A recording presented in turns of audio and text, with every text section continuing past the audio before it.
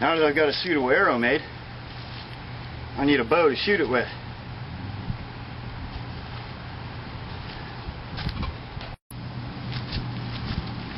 And one excellent way to do that is to take two tapered limbs. You can see each one is about as tall as I am.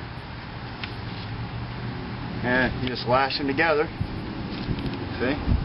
I just lashed these together in 3 spots and put a quick string on it. And as you can see, I can draw it back full length and it doesn't break.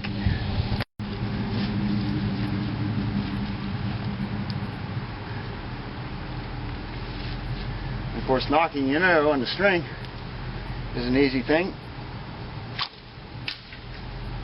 And what's wrong with that?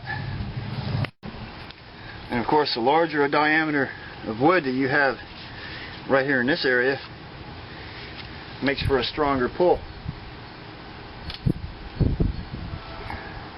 This bow has about a 10-pound pull to it, which, yeah, that isn't a whole lot, but that's enough to spearfish with. It's enough to hunt rabbits with, or squirrel. And if you're hunting deer or bear or something like that, something you'd want 90 pounds of pull with, you'd want to get some larger branches. Yeah, a branch maybe about this thick. You can see, just by my hand how thick that is. And of course you can see by this here how much skinnier this is. So if you want a stronger bow that's made with this method, all you got to do is just get some thicker sticks. This kind of a bow draws right, shoots right, and in a survival situation, you just can't ask for any better. Now, I've made a lot of bows in the past by, splitting out a piece of wood and scraping it down with a knife and tapering both ends of it till both ends are just right. But making that kind of a bow, and especially in a survival situation, really isn't practical. And I've found a lot of times when you go through all the work of doing that, when you pull that bow back to shoot the very first arrow, one of the prods will snap in half and all your work is ruined. So whenever I make a bow to survive with, I just make a bow like this. Okay? This kind of a bow right here always works perfect for me. And when I need to count on it the most, it's always there for me. It doesn't break. So after I've done all the work of making arrows, especially a good one like this, I want a bow that I can depend on.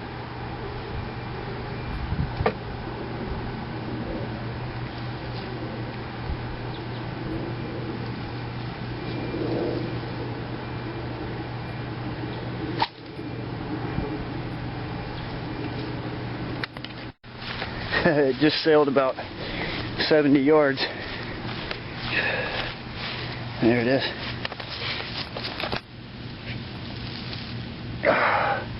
Well, I got some dirt on it. Didn't break. Alright. So you can start out with a chunk of wood like this to build a bow out of. And you can split it, you can taper both ends, go through all the work of scraping it smooth and making sure both of your prods are the same length and same diameter and all that. But 3 days from now, when you're still working on your bow, I will have had 2 3/4 days in hunting, because this bow right here literally took me about 10 minutes to make. And just to show you up close how I put it together, so I used honeysuckle vines. See? And I just lashed it the same way you would a tripod. See? And of course this one's got branches on the end. Just tied a simple overhand knot in my cord. This is a cord I brought with me. If I needed to, I could have used pine tree root or a nice honeysuckle vine for the string, but they can snap, they wear out easy, so when I've got cordage like this, I try to use it for a bowstring because it holds up a little bit better. But a root would have worked just as well, though they do wear out more quickly. Although any hardwood will work to make a bow with, probably the best wood to use is from the cedar tree or the fir tree. They have nice, perfectly tapered limbs that just really work well with this two-stave bow method. But of course, remember, any hardwood that has tapered limbs like this does will work. This is off the cork tree, cork oak.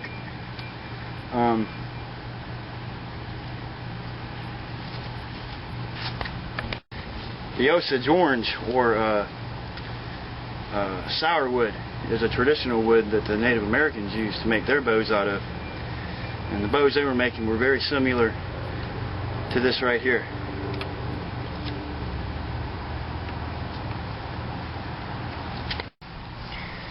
So this in a survival situation will give you the best possible chances of hunting your animals. And even the forked nock arrow that I showed you how to make, I just shot it a minute ago and you saw it flew perfect. So they're both highly recommended methods of doing your work, and it'll definitely get your job done. I'll have to shoot that again.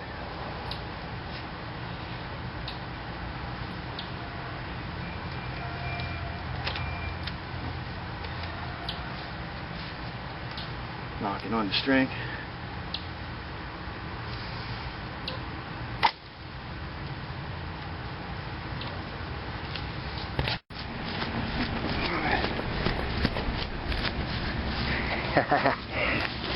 All right. See? Tail of my arrow, my nock, and just a forked stick, and it fits over the string really well. And as you see, I've shot it twice, and it didn't stick, didn't bind up, didn't refuse to come off of there. It worked perfect.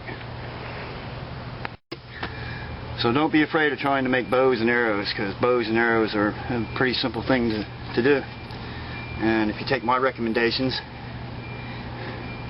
you'll see how it's the easiest thing ever. Now, if you had several days to build a bow, like I said, you could carve one out and taper it to both ends, make it all just perfect. But those bows tend to break, and a lot of the professionals, you'll find they'll take and face the front of it with sinew. They'll lacquer it and they'll face the front of it with sinew to reinforce it from breaking, or they'll layer the wood like most of your store-bought common bows are all laminated arrangements that have fiberglass or polycarbon fibers all sandwiched together, and that's to prevent them from breaking. And you won't find any kind of a bow maker out there that uses a two-prod tapered arrangement. Fred Bear used to make one. And this is the best possible suggestion I could make to you for having a usable bow out in the wilderness, and something that you can make in 10 to 15 minutes that'll last you for months or years even, if you choose to keep it. This two-prod survival bow right here is the best bet. And as you can see, it just pulls back full length, and it doesn't creak and crack, doesn't try to break. And you can watch the prod on the very end. You see I'm overextending it right now, and you can see how it just travels back like it's supposed to.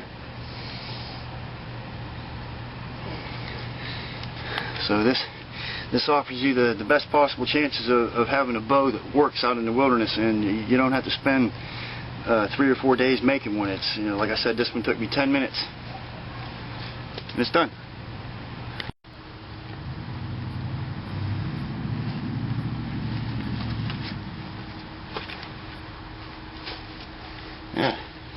I did try out the father and son bow design. Works really well.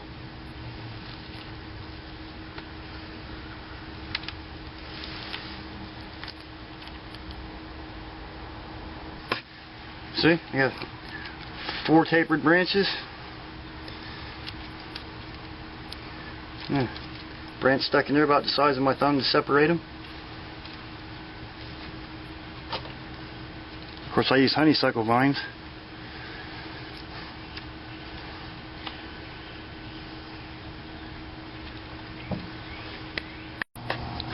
I have an atto here.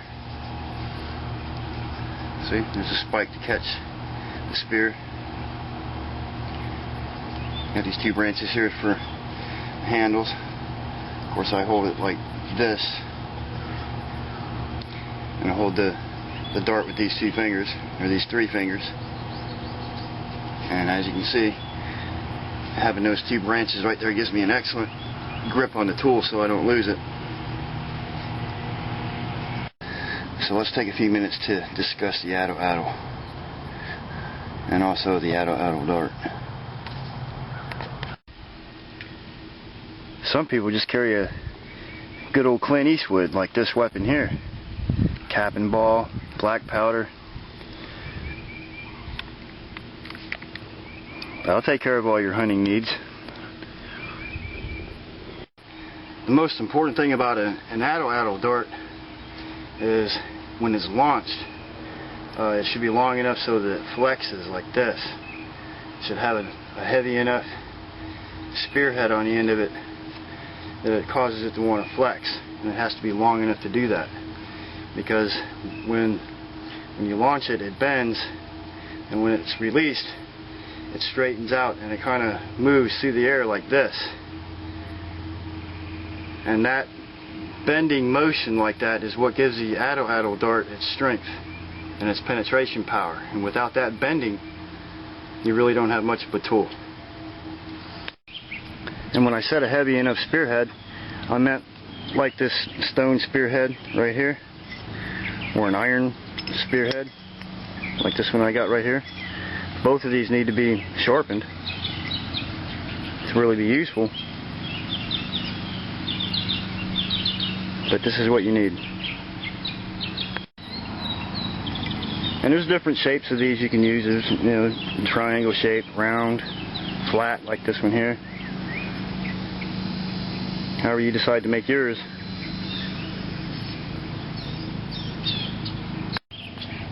This is a stone wood splitting tool right here. It also resembles a cave bear. Okay, you got the eye right there, cheekbone, nose and all that. It's just half of a rock. It's completely flat on one side and thin. When you turn it to the face side, see, it resembles a bear.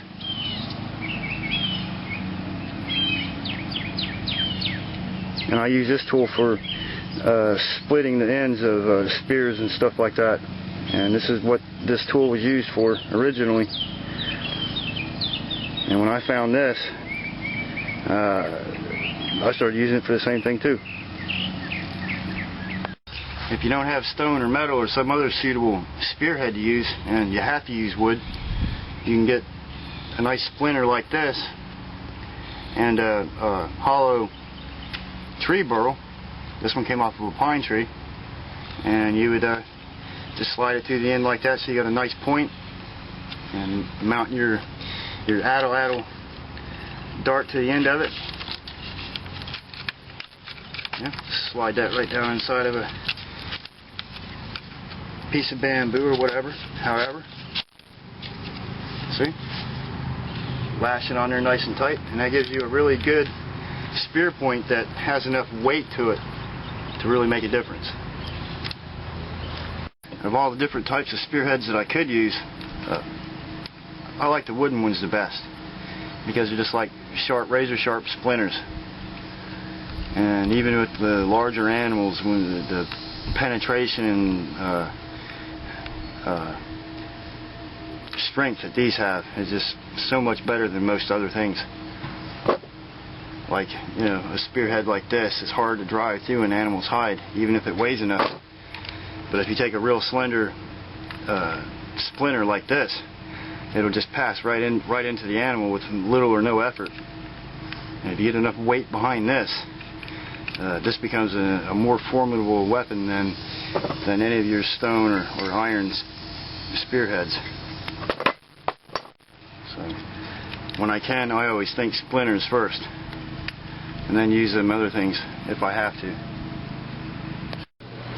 And to ensure a nice straight flight for my atlatl dart, I always use the two feather method of fletching it, because usually my atlatl darts are between 6 and 11 feet long, depending on what I'm using for a spear point and what I'm hunting. The size of my feathers also has to be able to handle that length. And in this case I'm using turkey feathers, wild turkey feathers.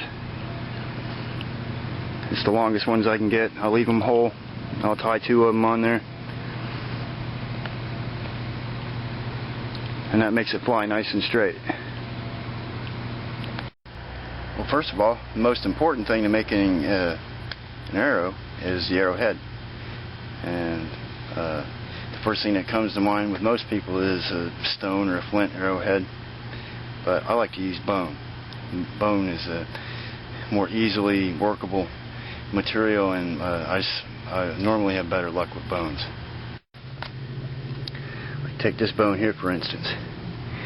When I broke it, it kind of broke off to a sharp point. It had a split in a suitable spot. So you see, when I broke it off, it's already kind of shaped like an arrowhead. And they're heavy enough. Bones are heavy enough if you get a big enough piece. So let's start with this.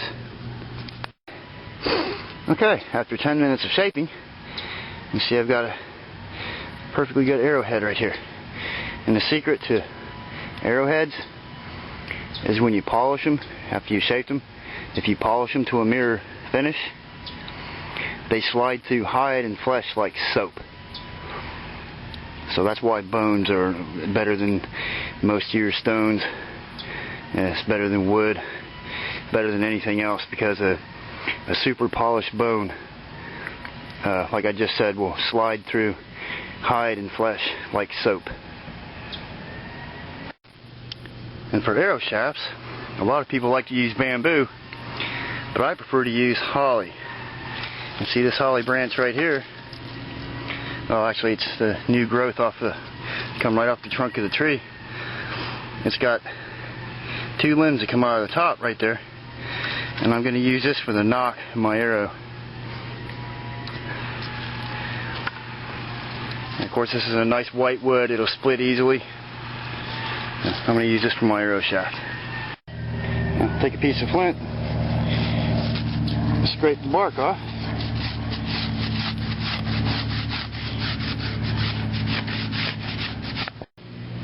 Okay, see? Nock of my arrow's already made. I don't have to do that. Nice white arrow shaft. I got my arrowhead. Now I need the fletchings. I'll just quickly split this feather in half, and I'll have my fletchings. And to do that, I'm going to use this razor sharp piece of flint.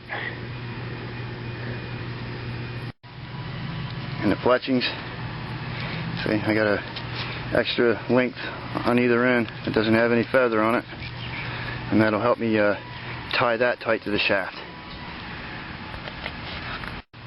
And where I'm going to fit the arrow, see, I notched out the end. I removed all the wood from the center and just left a thin strip on the outer edges, and that'll tie in tight to the arrowhead, and it'll make the shaft straight. It won't be real fat at the arrowhead. It'll be nice and slender, just like it should be. Before you set the arrowhead, you put pine sap in that little notch, so it'll hold the head in place firmly. Alright, I've got my arrowhead securely lashed onto my arrow shaft. But before I fletch it, I want to take my arrow straightening tool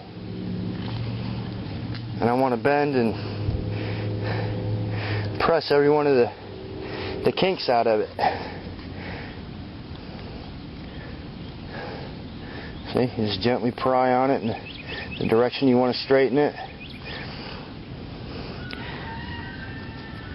And that takes all those little bends out of it, all the little curves, and it gives you a nice, perfectly straight arrow shaft.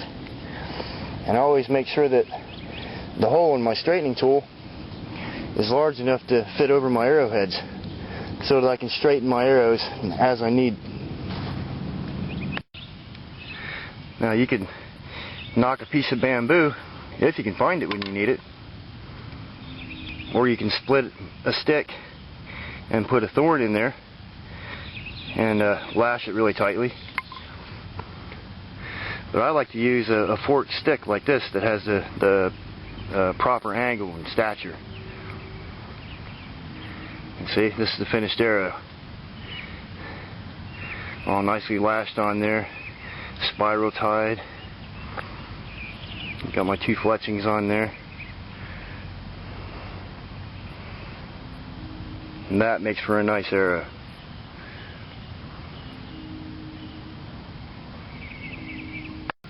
And for this project I used a bone arrowhead. Nice and sharp. But I could have just as easily used a stone. Of course I'd have to finish shaping this one. Or I could use a thorn. Like this one here, this basswood thorn. And this is the proper way to make a primitive arrow. My name is Jack Survival.